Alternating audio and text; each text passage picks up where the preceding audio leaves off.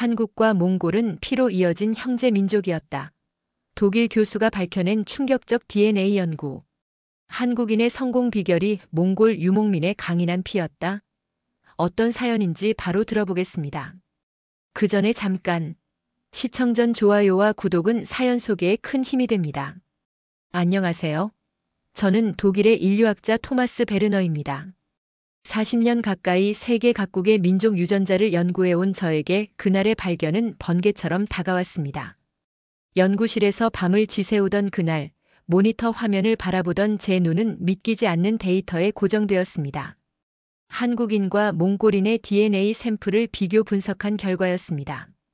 다른 어떤 민족보다도 높은 유사성을 보이는 두 민족의 유전자. 저는 3번이나 데이터를 다시 확인했습니다. 오류가 아니었습니다. 이건 단순한 우연일 수 없다. 저는 연구실 의자에 깊이 몸을 묻었습니다. 한반도와 몽골 초원. 지리적으로는 멀지만 혈연적으로는 가까운 두 민족. 이런 발견은 수십 년 제 연구 경력 중에서도 가장 흥미로운 것이었습니다. 다음 날 아침 한국계 제자 김지훈을 불렀습니다. 그는 제 연구실에서 박사 과정을 밟고 있는 젊은 학자였습니다. 지훈 군, 자네 고향 사람들이 몽골인과 이렇게 가까운 줄 알고 있었나? 그의 놀란 표정이 모든 것을 말해주었습니다. 한국인들조차 자신들의 혈통에 대해 잘 모르고 있었던 것입니다.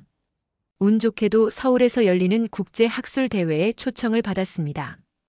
이보다 더 좋은 기회가 있을까요? 한국인들에게 직접 제 발견을 알릴 수 있는 기회였습니다. 서울에 도착한 날, 저는 김지훈과 함께 학술대회장을 둘러보았습니다. 이런 국제 행사는 수십 번 참석했지만 이번엔 가슴이 두근거렸습니다.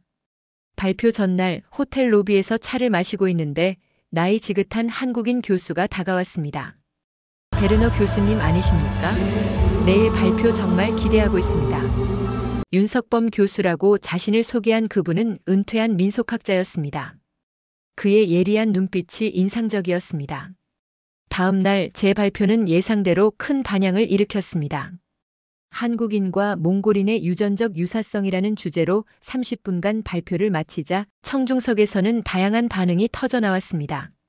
일부는 놀라움을, 일부는 의구심을, 또 일부는 흥분을 감추지 못했습니다. 질의응답 시간이 끝나고 자리를 정리하는데 전날 만났던 윤 교수가 다시 다가왔습니다. 그는 주위를 살피더니 낮은 목소리로 말했습니다. 베르너 교수님, 제가 40년간 연구한 자료가 있습니다.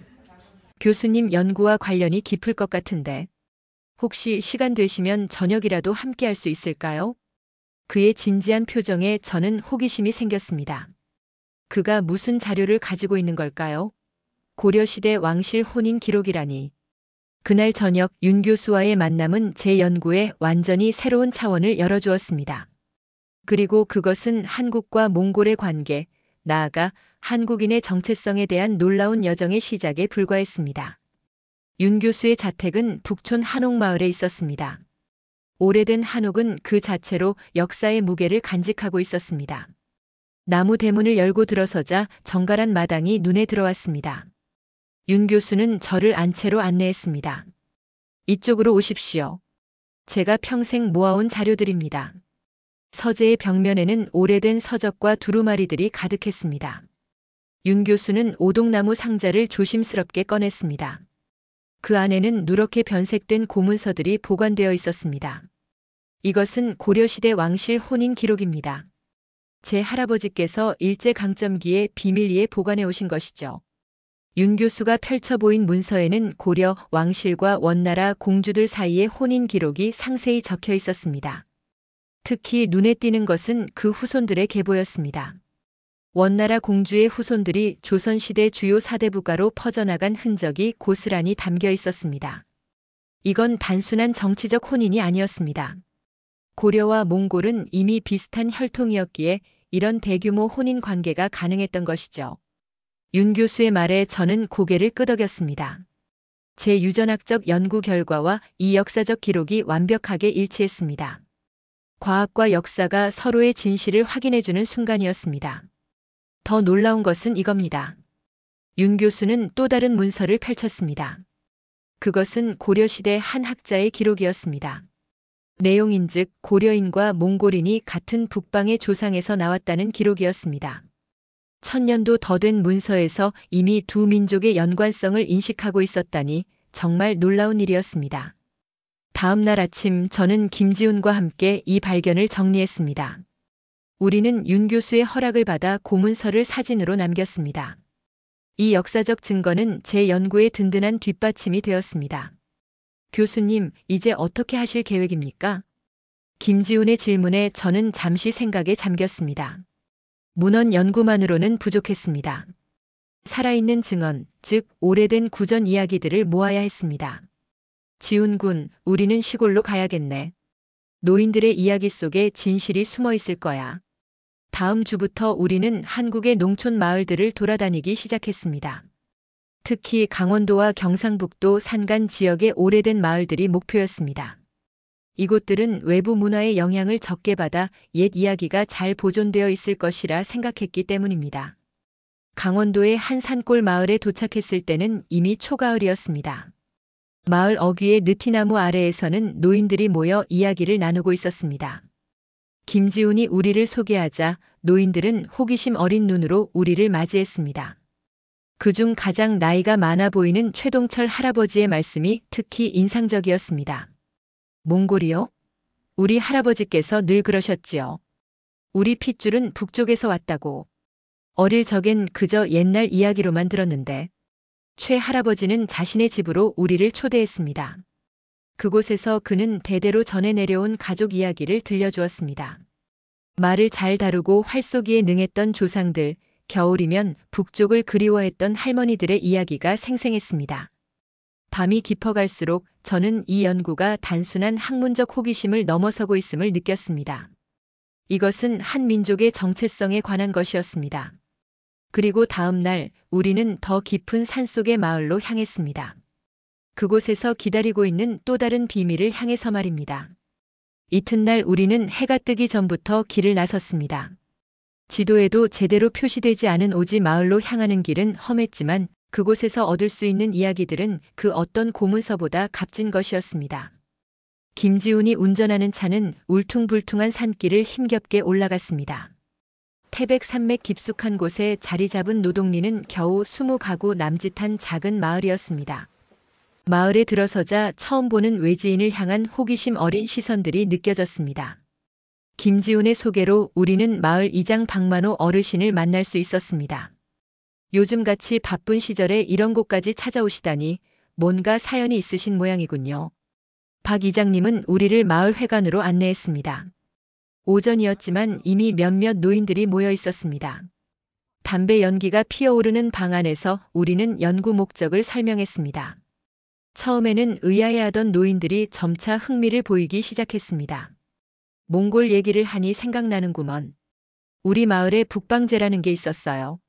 칠순이 넘은 김영호 할아버지의 말씀에 모두의 시선이 집중되었습니다. 북방제는 매년 정월 대보름에 마을의 북쪽 산에 올라가 제사를 지내는 풍습이었다고 합니다. 조상들이 북쪽에서 왔기 때문에 그 방향에 대한 예를 표하는 의식이었다는 것입니다. 그런 제사가 언제부터 있었는지는 알 수 없지만 내 할아버지 때도 있었으니 최소 150년은 넘었을 거요. 더욱 놀라운 것은 마을의 족보였습니다. 박 이장님이 조심스럽게 꺼내온 족보에는 원나라 귀화인이라는 기록이 선명했습니다. 고려 말 원나라에서 온 조상이 이 마을을 세웠다는 기록이었습니다. 마을 노인들은 하나둘 자신들의 가족 이야기를 꺼내놓기 시작했습니다. 어린 시절 할머니에게 들었던 몽골 초원 이야기, 조상 중에 말을 타고 활을 쏘는데 특별한 재능이 있었던 사람들, 그리고 북방의 피를 이어받았다는 자부심에 관한 이야기들이었습니다. 저녁이 되자 마을 사람들은 우리를 위해 작은 잔치를 벌였습니다. 맑은 술과 소박한 음식이 오갔습니다. 흥이 오른 노인들이 부르는 민요에서 저는 몽골의 전통 노래와 비슷한 선율을 발견하고 깜짝 놀랐습니다. 이 노래는 뭐라고 하시나요? 사냥 노래지. 옛날 사람들이 산에 사냥 나갈 때 부르던 거라 카대. 그날 밤 마을 주민들의 푸근한 인심 속에서 저는 깊은 생각에 잠겼습니다. 북쪽 유목민의 기상과 남쪽 농경민의 인내가 결합된 한국인들. 이런 특별한 조합이 오늘날 한국의 놀라운 발전을 이끈 원동력이 아니었을까? 단순한 유전자 연구를 넘어서 민족의 정체성과 그 힘의 원천을 발견하는 것 같았습니다. 다음 날 우리는 경상북도 안동 인근의 또 다른 마을로 향했습니다. 그곳에서는 놀랍게도 몽골식 가옥 구조를 닮은 전통 가옥이 보존되어 있다는 소문을 들었습니다. 마을마다 노인들의 기억 속에서 한국과 몽골을 잇는 실마리들이 하나둘 드러나고 있었습니다. 산길을 달리면서 저는 김지훈에게 물었습니다. 이런 증언들이 모이면 다음 단계로는 문화적 유사성을 더 깊이 연구해야겠네. 김지훈은 고개를 끄덕이며 생각에 잠겼습니다. 우리의 여정은 이제 겨우 시작일 뿐이었습니다. 그리고 안동으로 가는 길에 저는 이 연구가 단순한 학문적 호기심을 넘어 한국인들에게 새로운 정체성과 자부심을 선사할 수 있다는 예감이 들었습니다. 안동으로 가는 길은 깊은 계곡과 울창한 숲으로 이어졌습니다. 가을이 깊어가는 산자락의 단풍은 마치 몽골 알타이 산맥의 가을 풍경을 닮아 있었습니다. 오후가 되어서야 우리는 안동 외곽의 하회마을에 도착했습니다. 이곳은 조선시대 양반 가옥이 그대로 보존된 유명한 마을이었습니다. 마을에 도착하자마자 저는 이곳 가옥 구조에서 몽골 전통 가옥과의 유사점을 발견했습니다. 특히 대청마루와 온돌방의 배치가 몽골 게르의 내부 공간 활용과 놀랍도록 닮아 있었습니다. 우연의 일치라고 보기에는 너무나 많은 공통점이 있었습니다. 하회마을의 한 고택 주인인 류병택 선생은 우리를 정중히 맞아주었습니다. 그는 하회마을에서 12대째 살아온 종가집 종손이었습니다. 선조들 이야기로는 우리 집안이 본래 북방에서 내려왔다고 합니다. 말 타는 솜씨가 뛰어났다는 기록이 족보에 남아있지요. 류 선생은 조상 대대로 내려오는 별신굿이라는 마을 의식을 설명해 주었습니다. 이 의식은 매년 음력 정월에 마을의 안녕을 비는 행사였는데 그 과정에서 무당들이 북을 치며 신을 부르는 모습이 몽골의 샤먼 의식과 매우 유사했습니다. 굿을 할 때 쓰는 무구들을 보여드리겠습니다. 류 선생이 꺼내 보여준 무구들 중에는 특히 청동방울과 북이 눈에 띄었습니다. 이 도구들은 제가 몽골에서 본 샤먼 의식 도구들과 거의 동일한 모양이었습니다. 단순한 우연으로 보기에는 너무나 정교한 일치였습니다. 우리는 그날 저녁 마침 열리는 별신굿을 참관할 수 있는 행운을 얻었습니다. 횃불이 타오르는 마당에서 벌어지는 의식은 장엄했습니다. 무당의 춤사위, 북소리의 리듬, 그리고 무가의 선율까지 모든 것이 몽골 초원에서 볼 수 있는 샤먼 의식과 놀랍도록 닮아 있었습니다. 의식이 끝나고 마을 어르신들과 자리를 함께 했습니다. 막걸리가 오가는 자리에서 더 많은 이야기들이 쏟아져 나왔습니다. 이 지역에 전해지는 몽골과 연관된 설화들, 특별한 음식 문화, 그리고 자녀 양육 방식까지 문화적 유사성은 단순한 우연을 넘어서는 것이었습니다. 우리 조상들은 말을 정말 중요하게 여겼어요. 말은 사람의 반이라는 속담도 있잖아요. 한 노인의 말씀에 저는 깊이 공감했습니다. 몽골에서도 말은 단순한 이동수단이 아닌 삶의 동반자로 여겨졌기 때문입니다. 이런 가치관의 유사성은 유전자보다 더 깊은 문화적 연결고리를 보여주는 것이었습니다. 다음 날 아침 우리는 하회마을의 작은 민속박물관을 방문했습니다. 그곳에서 발견한 100년 된 가족 사진들은 또 다른 놀라움을 안겨주었습니다. 사진 속 한국인들의 얼굴은 현대 몽골인들과 구분하기 어려울 정도로 유사했습니다.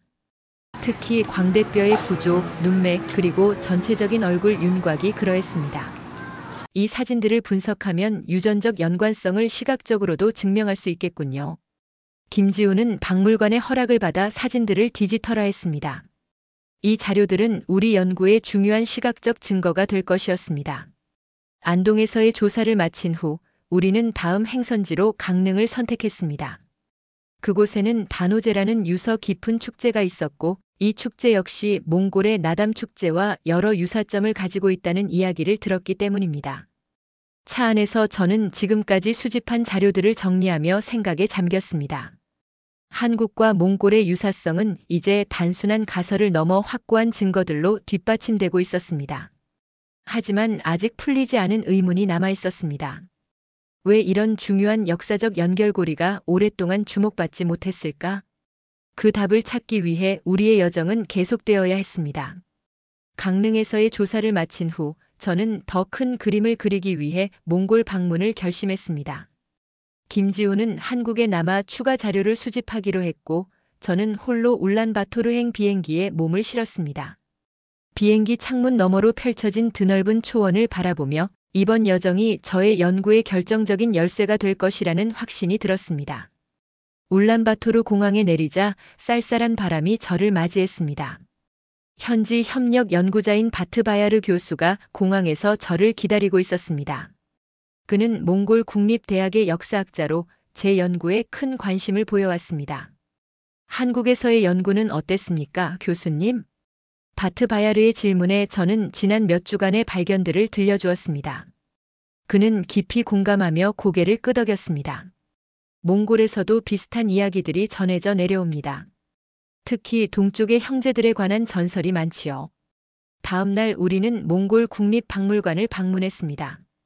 그곳에서 바트바야르는 저를 지하 보관실로 안내했습니다. 일반인에게 공개되지 않는 공간이었습니다. 그가 조심스럽게 꺼낸 것은 13세기 초반의 비문 조각이었습니다. 비문에는 고대 몽골어로 기록된 내용이 있었습니다. 바트바야르의 해석에 따르면 그것은 동방의 고려국에 대한 기록이었고 놀랍게도 고려인을 동방의 형제들로 지칭하고 있었습니다. 단순한 외교적 수사가 아닌 실제 혈연적 유대감을 표현하는 문구였습니다. 이 비문은 칭기즈칸 시대의 것입니다. 당시 몽골인들은 고려를 단순한 이웃 국가가 아닌 같은 뿌리를 가진 민족으로 인식했던 것 같습니다. 이 발견은 저의 연구에 역사적 깊이를 더해 주었습니다. 현대 유전자 분석, 한국의 구전 전통, 그리고 이제 13세기 몽골의 역사적 기록까지 모든 증거가 같은 방향을 가리키고 있었습니다. 다음 날 우리는 울란바토르 외곽의 유목민 가정을 방문했습니다. 초원 한가운데 서 있는 전통 게르는 마치 시간이 멈춘 듯한 분위기를 자아냈습니다.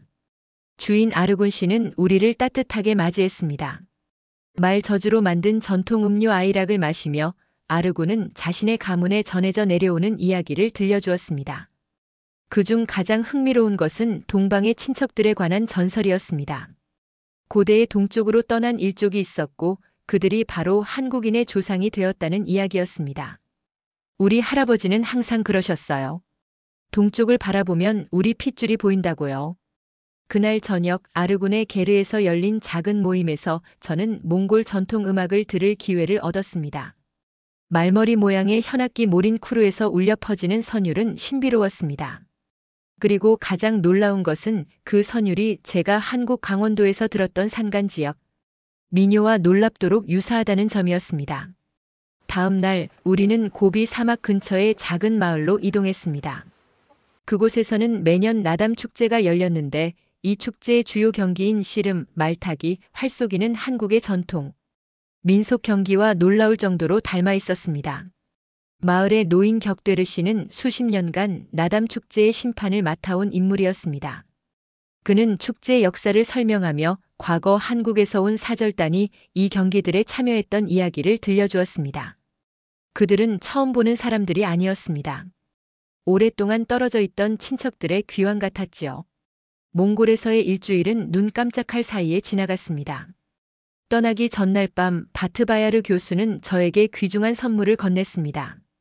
그것은 고대 몽골어와 고려어의 유사성을 분석한 그의 미발표 논문이었습니다. 이것이 교수님의 연구에 도움이 되길 바랍니다. 우리 두 민족의 진정한 관계가 밝혀지는 날이 오길 기대합니다. 한국으로 돌아가는 비행기 안에서 저는 이번 여정에서 모은 모든 자료를 정리했습니다. 이제 한국과 몽골의 연결고리는 단순한 가설이 아닌 확고한 증거들로 뒷받침된 사실이 되어가고 있었습니다. 그리고 제 마음속에는 새로운 의문이 자라나고 있었습니다. 왜 이 사실이 지금까지 널리 알려지지 않았을까? 어떤 이유로 이 중요한 역사적 진실이 가려져 왔을까? 인천공항에 도착하자 김지훈이 반갑게 저를 맞이했습니다. 그는 제가 몽골에 있는 동안 한국에서 추가 연구를 진행했다며 들뜬 목소리로 말했습니다. 공항을 나서는 길에 그는 중요한 소식을 전했습니다. 교수님, 저희 연구 내용이 소문이 났습니다. 서울대에서 특별 세미나를 요청해 왔어요. 이것은 예상치 못한 전개였습니다. 저는 아직 연구 결과를 공식적으로 발표할 준비가 되어 있지 않았습니다. 증거는 충분했지만 체계적인 정리와 검증 과정이 더 필요했기 때문입니다. 하지만 이미 학계의 관심이 집중된 상황에서 거절하기도 어려웠습니다. 일주일 후 서울대 인류학과 대강당에서 세미나가 열렸습니다. 강당은 교수, 학생, 그리고 언론인들로 가득 찼습니다. 예상보다 훨씬 많은 사람들이 몰려온 것이었습니다. 저는 한국과 몽골의 유전적, 문화적 유사성에 관한 지금까지의 연구 결과를 가능한 객관적으로 발표했습니다. 발표가 끝나자 질문 세션이 시작되었고 그때부터 분위기가 달라졌습니다. 서울의 저명한 역사학자 한 명이 자리에서 일어났습니다. 베르너 교수님, 한국은 전통적으로 단일 민족 국가입니다. 우리는 농경 중심의 문화를 발전시켜왔고 유목민과는 근본적으로 다른 문명을 이루어왔습니다. 교수님의 이론은 이런 역사적 사실을 무시하는 것 아닌가요? 이어서 또 다른 교수가 발언했습니다. 고려시대 몽골과의 접촉은 단순한 침략과 정치적 연합 관계였습니다. 이를 유전적 연관성으로 확대 해석하는 것은 위험한 비약이라고 생각합니다. 예상치 못한 강한 반발에 저는 잠시 당황했습니다. 하지만 침착하게 증거들을 다시 설명했습니다. 유전자 분석 결과, 역사적 기록, 문화적 유사성. 이 모든 것이 우연의 일치라고 보기는 어렵다는 점을 강조했습니다. 토론은 점점 더 열기를 띠었습니다. 한쪽에서는 제 연구를 맹렬히 비판하는 목소리가, 다른 쪽에서는 신선한 시각이라며 지지하는 목소리가 나왔습니다. 특히 젊은 인류학자들과 유전학자들은 제 연구에 큰 관심을 보였습니다. 세미나가 끝난 후 한 노교수가 저를 찾아왔습니다. 그는 공개적으로 발언하지는 않았지만 조용히 제 어깨를 두드리며 말했습니다. 용기 있는 발표였습니다. 사실 이런 이론은 오래전부터 있었지만 여러 이유로 주류 학계에서 받아들여지지 않았지요. 하지만 시대가 변하고 있습니다. 그날 밤 호텔로 돌아온 저는 깊은 생각에 잠겼습니다. 학문적 진실 추구와 사회적, 문화적 정체성 사이의 갈등은 어느 나라에서나 존재하는 문제였습니다. 하지만 과학자로서 저의 의무는 분명했습니다. 진실을 찾아내고 그것을 알리는 것이었습니다. 다음 날 아침 주요 일간지에 세미나 소식이 크게 보도되었습니다. 논쟁적인 주제임에도 불구하고 많은 기사가 객관적인 시각에서 저의 연구를 소개했습니다. 특히 한 신문은 우리 DNA에 새겨진 유목민의 피라는 제목으로 심층 기사를 실었습니다. 이 기사를 본 후 전국 각지에서 연락이 쏟아지기 시작했습니다. 자신의 가족 역사에서 몽골과의 연관성을 발견한 사람들, 자신의 DNA 검사 결과를 공유하고 싶어하는 사람들, 심지어 자신의 외모가 몽골인과 닮았다며 사진을 보내온 사람들까지. 대중의 반응은 학계보다 훨씬 열린 것 같았습니다.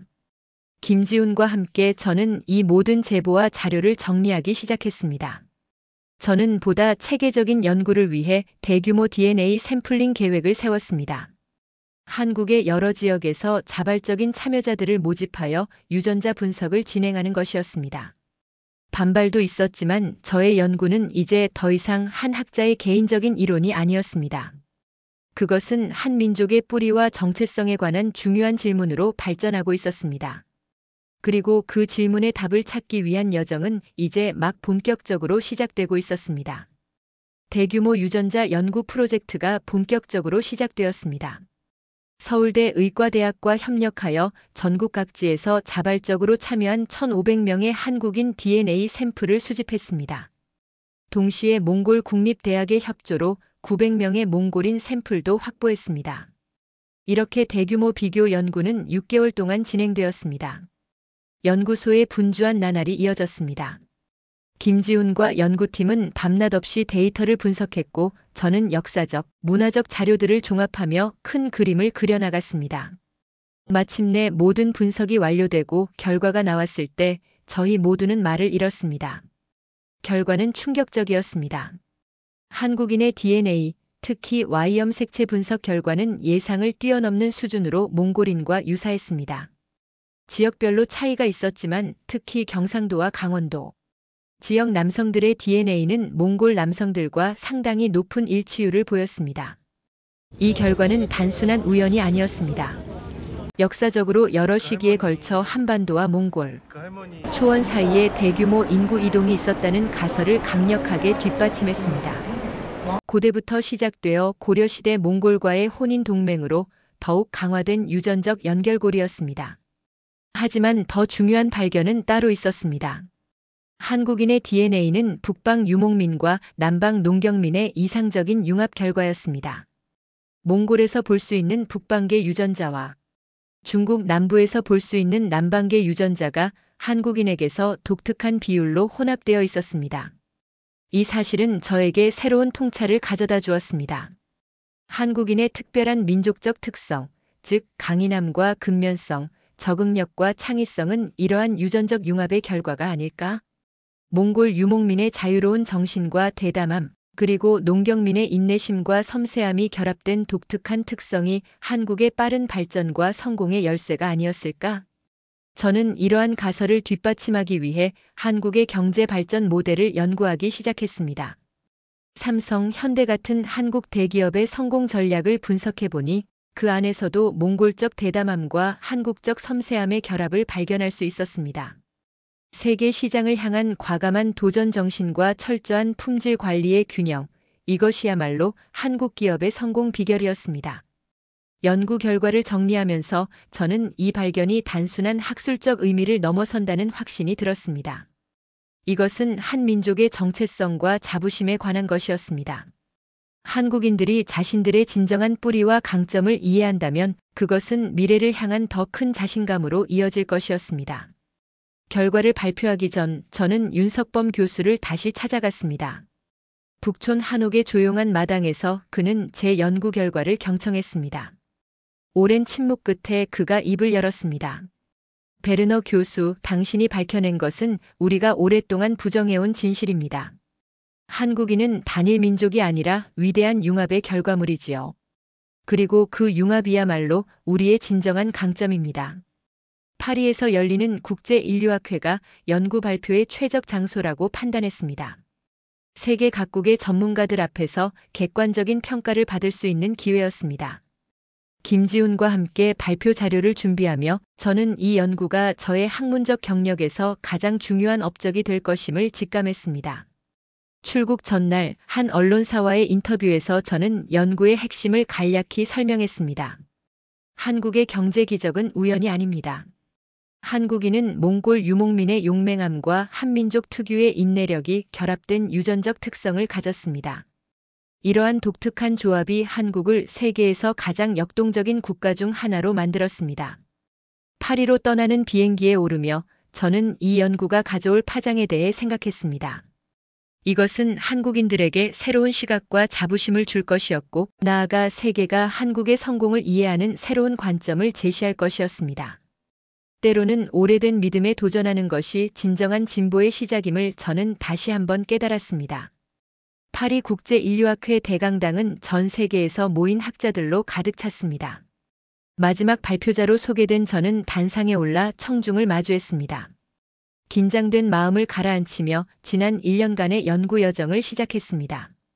오늘 저는 유라시아 대륙의 두 민족, 한국인과 몽골인 사이에 잊혀진 형제에 관한 이야기를 들려드리고자 합니다.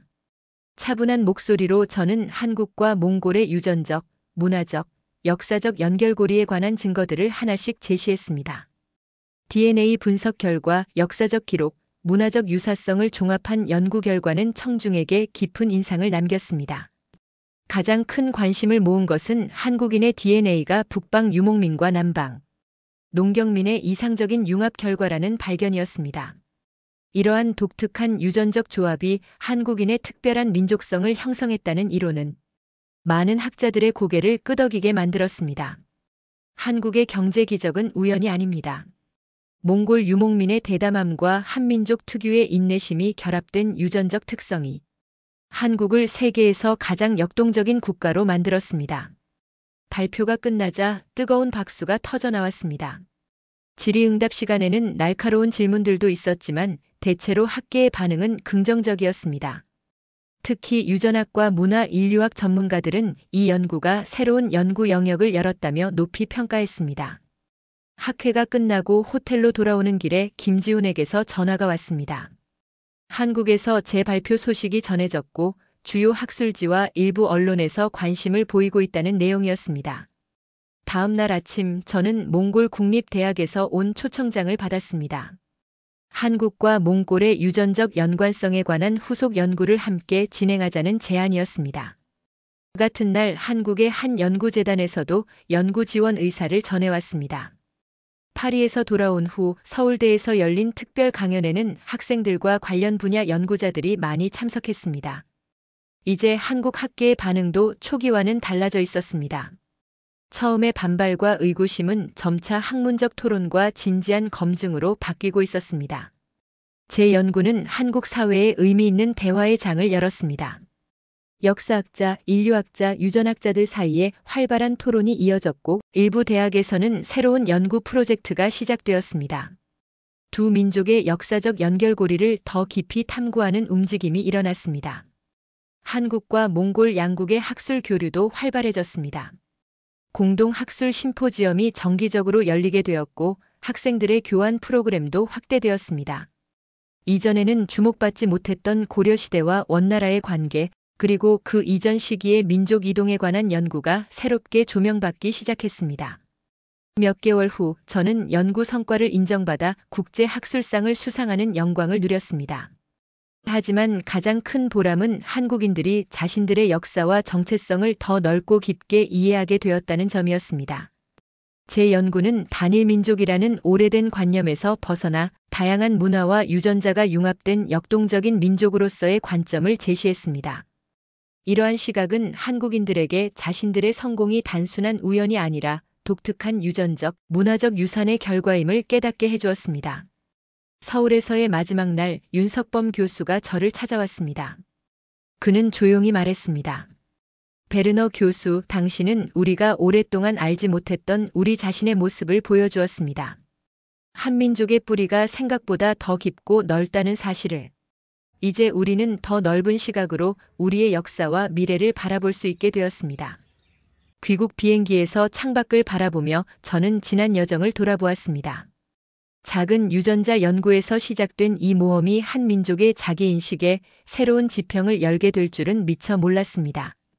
때로는 진실을 찾는 용기가 세상을 바라보는 시각을 바꾸는 첫걸음이 된다는 사실을 다시 한번 깨달았습니다.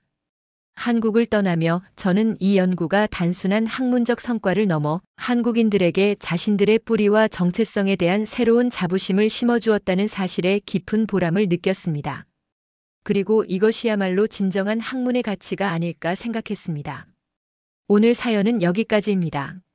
사연이 마음에 드셨다면 좋아요와 구독 부탁드립니다. 끝까지 시청해 주셔서 감사합니다.